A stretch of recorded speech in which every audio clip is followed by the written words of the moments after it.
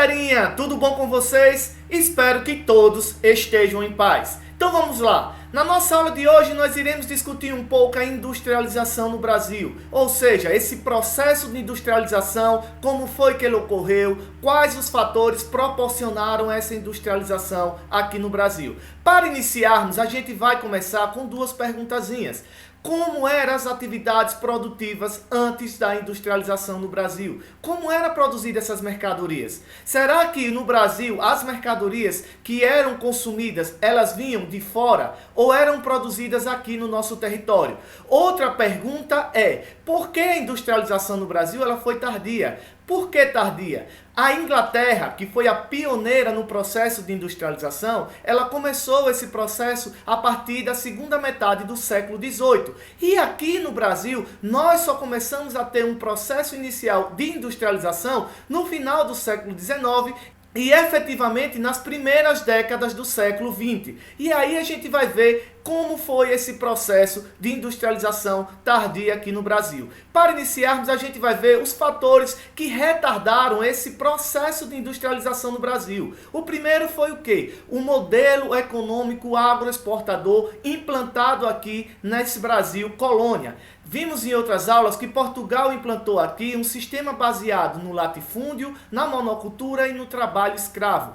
Esse modelo econômico implantado, ele vigorou por vários séculos. E isso foi impossibilitando também esse processo de industrialização do Brasil. Outro fator é que, no Brasil, a atividade industrial ela sofria restrições de Portugal. Portugal não permitia esse processo de desenvolvimento da indústria. Por quê? Porque ele estava interessado primeiro na produção de açúcar e permitia a produção aqui de tecidos grosseiros, que eram utilizados por quem? Pelos escravos. Eles não permitiam uma indústria têxtil aqui. Isso para quê? Para que esse Brasil colônia não fosse concorrente de Portugal. Então eles limitavam essa produção aqui no Brasil. Outro fator é que Portugal, em 1810, ele assinou um contrato com a Inglaterra que assegurava que os produtos ingleses entrariam nesse território com apenas uma taxa de 15% durante 15 anos. Então, durante esse tempo todo, a gente recebia muitos produtos que vinham da onde? Da Inglaterra. Por quê? Porque Portugal facilitou a entrada dessas mercadorias que vinham da Inglaterra. Outro fator foi o trabalho escravo. Aqui, como a gente tinha um modelo agroexportador baseado no trabalho escravo, muitos donos de terra gastavam muito capital na aquisição de quê? De escravos. E eles pagavam esse dinheiro à vista antes mesmo desse escravo chegar. Então isso tudo impossibilitava esse processo de industrialização do Brasil. E assim a gente vai ver que o início da atividade industrial no Brasil, no final do século XIX, ela começa de forma bem incipiente, de uma forma bem devagar. E como foi que ocorreu? A gente vai ver que com o fim da escravatura em 1888, esse escravo que agora passou a ser livre, entre aspas, ele poderia ser agora mão de obra assalariada e poderia sim trabalhar e poder consumir esses produtos que eram produzidos nessa indústria que estava se iniciando. Outro fator foi o quê? A entrada de imigrantes europeus. Esse fim da escravatura e a entrada de imigrantes europeus gerou o quê? Promoveram esse trabalho assalariado e esse mercado consumidor para que esses produtos que estavam sendo produzidos no final do século XIX pudessem ser consumidos. Outro fator é o quê? Que essa indústria no final do século XIX era uma indústria de bens de consumo não duráveis, ou seja, indústria de vestuário, calçados, entre outros. E aqui a gente vai ver que o início da atividade industrial no Brasil no final do século XIX, ela é bem incipiente, inicia-se primeiro com indústrias de bens de consumo não duráveis e é promovida por quê? Pelo fim da escravatura e a entrada desses imigrantes europeus que promoveram esse trabalho assalariado e o aumento desse mercado consumidor. Porém, esse processo de industrialização aqui no Brasil, ele começa a ocorrer de fato, essa industrialização tardia, a partir da crise de 1929. O que é que tem a ver a quebra da Bolsa de Valores com esse processo de industrialização no Brasil? Tem muito a ver. O Brasil tinha sua economia baseada no café. 70% da nossa economia era voltada para a exportação do café. Quem consumia esse café? Os europeus, os norte-americanos. E quando aconteceu essa crise em 1929, muitos países quebraram e não passaram mais a comprar esse café que vinha da onde? Do Brasil. Isso foi gerando o quê? A crise do café no Brasil. Vamos ver aqui um vídeo breve para a gente entender o que é que tem em relação à crise do café no Brasil com o processo de industrialização.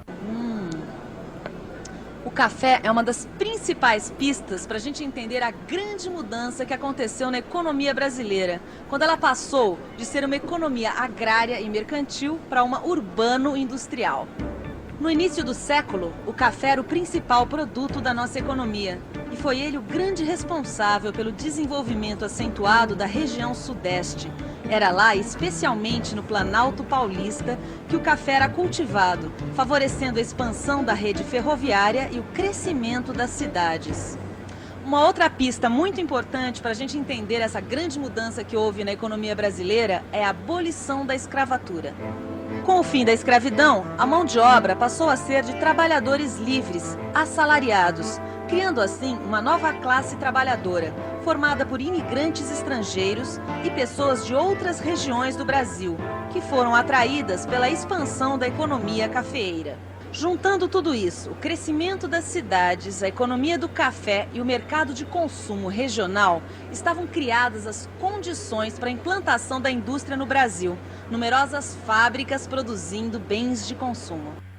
A gente viu aqui, pessoal, nesse vídeo, que o café, como ele era a base econômica do Brasil até 1929, e a partir dessa crise que ocorreu no mundo, ele entrou em crise. E os cafeicultores que vendiam café para a Europa começaram a utilizar esse capital para investir em outro setor. Que setor foi esse? O setor industrial. Isso tudo favorecido por quê? Porque já tínhamos aqui no Brasil, na região sudeste, uma infraestrutura de escoamento, por exemplo, do café, através de quê? Das ferrovias, dos portos. Agora a gente já tinha uma mão de obra e o mercado consumidor. Então esse dono dos cafezais começaram a investir esse dinheiro que ganharam nesse período aonde? No setor industrial. Porém, esse setor industrial ele teve um grande apoio de quem? De Getúlio Vargas, que subiu ao poder em 1930 até 1945.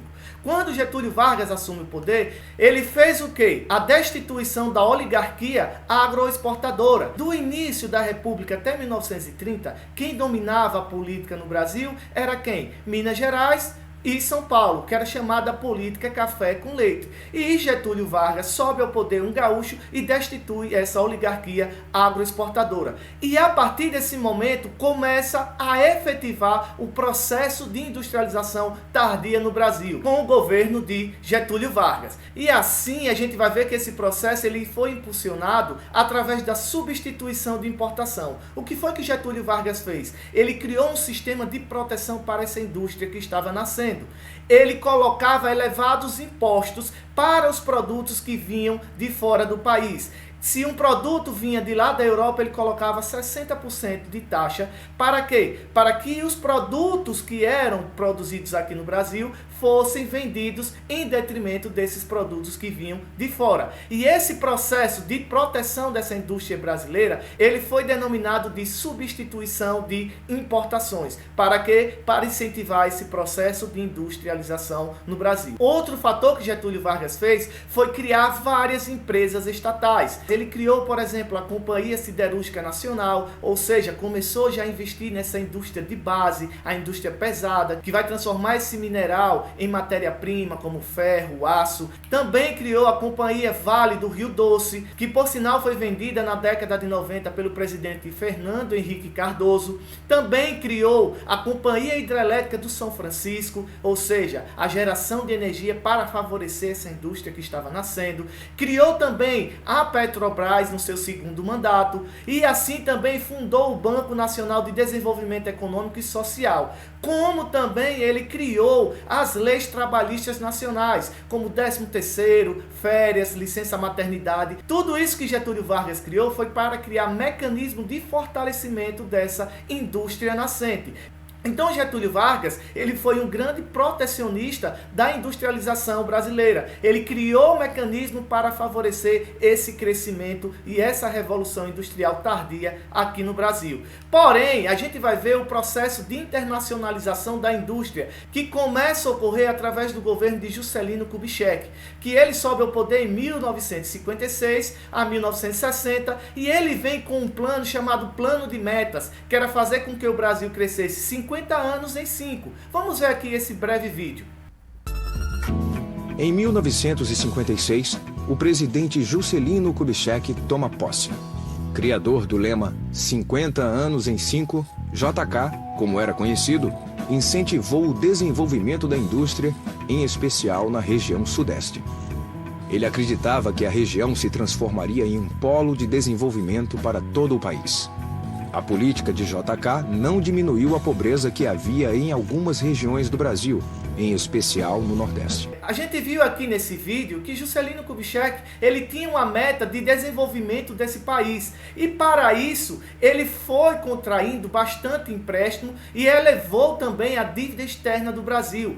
Ele favoreceu muito essa abertura do mercado brasileiro para a indústria estrangeira. E assim ele privilegiou, para atrair essas indústrias, obras de geração de energia, telecomunicações. Ele também foi favorecendo a construção de rodovias. Por que a construção de rodovias? Porque ele atraiu as montadoras de automóveis estrangeiras para produzir aqui nesse território.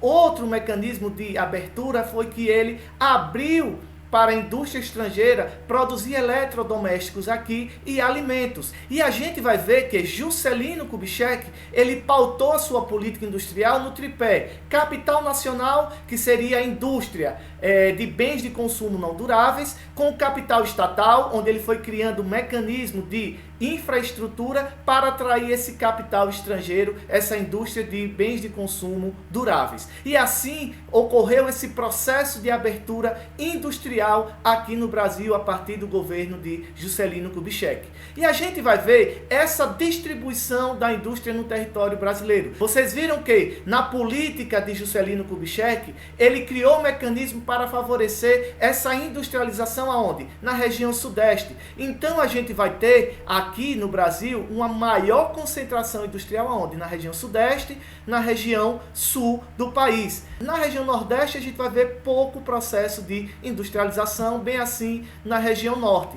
Porém, a partir da década de 70, começou a ocorrer no Brasil um processo de desconcentração industrial. Por que esse processo de desconcentração industrial?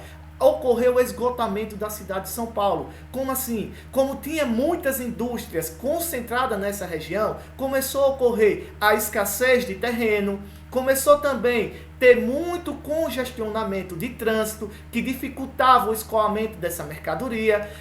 Também começou a ter a elevação do custo da mão de obra, visto que tinham sindicatos naquela região bem forte que lutava pelos direitos dos trabalhadores. Outro fator também foi o preço elevado dos impostos urbanos. Isso fez com que essa indústria que estava concentrada na região sudeste começasse a se espalhar para outros estados e outras regiões. E a gente vai ver, por exemplo, a Zona Franca de Manaus como uma região também, um polo industrial aqui no Brasil. E a gente vai ver alguns estados do Nordeste sendo atrativos para essa indústria brasileira. Por quê? Porque muitas dessas indústrias começaram a ter incentivos fiscais dos governadores para vir implantar essa indústria em seu território. Outro fator era a doação de terrenos que esses governos davam também e a criação de infraestrutura básica, asfalto, energia, entre outros fatores que favoreciam o quê? Essa desconcentração industrial. Outro fator também foi a crise que o país enfrentou na década de 80, principalmente no período da ditadura, que não houve esse processo de modernização da indústria. Então essa nossa indústria brasileira começou a ser sucateada fatiada. E esse processo de crise que a gente enfrentou da década de 80 até meados de 2002 foi outro fator que favoreceu essa desconcentração industrial. Vamos analisar esse gráfico aqui para a gente ver como é que se encontra a distribuição da indústria no Brasil. A região sudeste ainda está lá com seus 50% de indústrias concentradas nessa região.